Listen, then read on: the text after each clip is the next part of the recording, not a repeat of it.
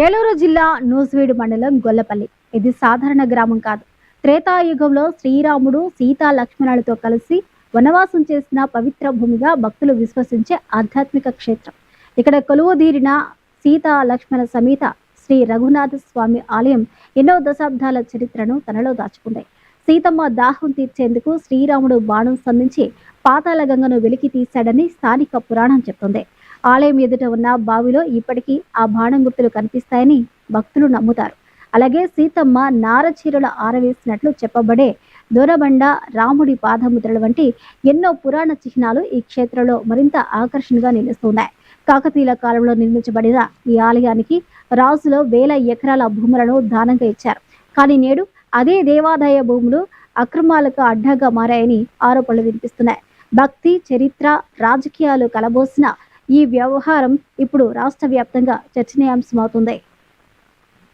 ప్రస్తుతం మనం రైతుల స్వాధీనంలో ఉన్న శ్రీ గొల్లపల్లి రఘునాథ స్వామివారి ఆలయ భూముల వద్ద ఉన్నాము. ఈ భూములకు సంబంధించి కూడా మనం విజువల్స్లో చూడొచ్చు. ప్రస్తుతం ఏదైతే రాముడు సీతాదేవి వనవాసం సమయంలో కూడా ఇక్కడ ఏదైతే ఈ ప్రాంతంలో కూడా పర్యటించినట్టు తెలుస్తుంది. ముఖ్యంగా ఇక్కడ సీతాదేవి వనవాసం సమయంలో ఈ ప్రాంతంలోనే నివాసం ఉంటూ ఇక్కడ ఆ నారచీరలను కూడా ఆరేసుకున్నట్లు కూడా చరిత్ర చెబుతుంది. దీన్ని దోనబండ కూడా దోనబండ అని కూడా అంటారు. ఇక్కడ సమీపంలోనే ఈ స్వామివారి భూములు సైతం కూడా ఉన్నట్లు మనం చూడొచ్చు. మనం విజువల్స్లో చూడొచ్చు. ఈ మనం కనిపించే విజువల్స్లో కనిపించే భూములన్నీ కూడా స్వామివారికి చెందినవి అని కూడా చెప్తున్నారు. ముఖ్యంగా దాదాపు 3,350 ఎకరాలు ఈ రఘునాథ స్వామి వారికి కూడా ఆలయ భూములు ఉన్నాయని, ఏదైతే 1990లో ఏదైతే ఈ భూమికి సంబంధించి ఇక్కడ కొండలను, గుట్టలను కొంతమంది రైతులు, ఈ గ్రామానికి సంబంధించిన రైతులైతే బాగు చేసుకుని వ్యవసాయం చేస్తున్నారని, అయితే 1990లో ఇటు ఆలయ సంబంధించి అధికారులు అదేవిధంగా ఇక్కడ ఉన్న రైతులు కోర్టుకు వెళ్ళడంతో ఏదైతే ఎన్నో ఏళ్ల నుంచి ఈ సాగు చేస్తున్నారన్న నేపథ్యంలో రైతులకు ముఖ్యంగా ఇక్కడున్న భూములకు సంబంధించి శాశ్వత సాగు చేసుకునేందుకు కూడా సౌలభ్యం కల్పిస్తూ కూడా సుప్రీంకోర్టు ఆర్డర్ ఇచ్చింది. ఈ నేపథ్యంలోనే స్వామివారి ఆలయానికి ధూపదీప నైవేద్యాలకు ప్రత్యేకంగా 1 ఎకరాకు ఏదైతే పంట గతంలో 1990 సమయంలో ఇక్కడ ఎక్కువగా వేరుశనగ, ఇతర పంటలు పండేవి.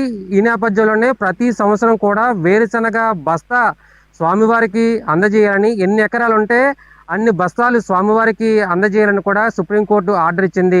ఈ నేపథ్యంలో అప్పటి నుంచి కూడా కొంతమంది రైతులైతే స్వామివారికి ఈ భూములకు సంబంధించిన కౌలును కూడా చెల్లిస్తున్నారు. అయితే 2015కు ముందు కూడా ఇక్కడ సంబంధించి ఈ భూములు రఘునాథ స్వామివారి ఆలయానికి చెందుతాయని కూడా ఇక్కడ ఆలయ దేవాదాయ ఎండోమెంట్ సంబంధించి అధికారులు కూడా కోర్టుకు వెళ్ళారు. ఈ నేపథ్యంలోనే ఈ భూములన్నీ కూడా గతంలో రైతులు సాగు చేసుకుంటున్న రైతులు ఈ భూములు తమవేరంటూ రిజిస్ట్రేషన్లు చేయించుకోవడం, కొన్ని క్రయ విక్రయాలు జరుపుతున్న నేపథ్యంలో ఇక్కడ ఎండోమెంట్ దేవాదాయ శాఖకు సంబంధించిన అధికారులు అయితే కోర్టును ఆశ్రయించారు. ఈ నేపథ్యంలోనే ఈ భూములన్నీ కూడా ఏదైతే ఈ రఘునాథ స్వామి ఆలయానికి చెందిన భూములు 3,000 పైగా ఉన్న భూములు అయితే ఆ రఘునాథ స్వామి వారి ఆలయానికి చెందుతాయని కూడా కోర్టు ఆర్డర్ ఇష్యూ చేసింది.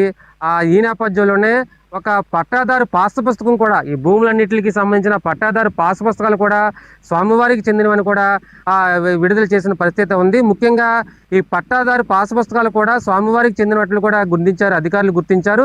దీంతో పాటు దాదాపు 1,100 మంది రైతులైతే ప్రస్తుతానికి ఈ దాదాపు 2,600-700 ఎకరాలకు ఉన్న ఈ భూమిని సాగు చేస్తున్నారు. దాదాపు 3,300కు పైగా ఎకరాలున్న భూమి రఘునాథ స్వామి ఆలయానికి సంబంధించిన భూముల్లో కొంత క్వారీగా ఉండడం, ఆ తర్వాత కొన్ని చెరువులు, కుంటలకు పోగా దాదాపు 2,700 ఎకరాలు భూమి స్వామివారి భూమి ఉందని, ఈ భూమిని దాదాపు 1,100 మంది రైతులు సాగు చేస్తున్నారని, అదేవిధంగా దాదాపు ప్రతి సంవత్సరం కూడా సగానికి పైగా రైతులు ఎవరు కూడా కౌలు చెల్లించడం లేదని, దాదాపు సగం మంది కౌలు చెల్లిస్తున్నారని కూడా ఇక్కడ అధికారులు, సిబ్బంది కూడా తెలుపుతున్నారు. ప్రతిరోజు కూడా ఈ భూములకు సంబంధించిన కౌలు చెల్లించమని ప్రతిరోజు రైతుల వద్దకైతే అధికారులు, సిబ్బంది తిరుగుతూనే ఉన్నారు.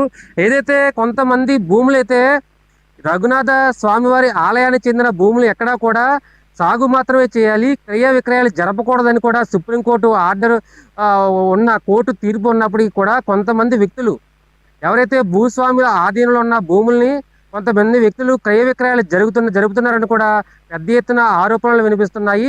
ముఖ్యంగా ఇక్కడ ఈ రఘునాథ స్వామి ఆలయ సమీపంలోని భూములకు సంబంధించి దాదాపు ఎకరా రేటు 40 లక్షల నుంచి 50 లక్షల రూపాయలు పలకడంతో స్టాంప్ పేపర్ 100 రూపాయల స్టాంప్ పేపర్ ద్వారా ఈ భూమి విక్రయాలు కూడా జరుగుతున్నాయని, కొంతమంది ఇప్పటికే క్రయ విక్రయాలు కూడా జరిపారని కూడా ఆరోపణలు వెల్లువెత్తుతున్నాయి.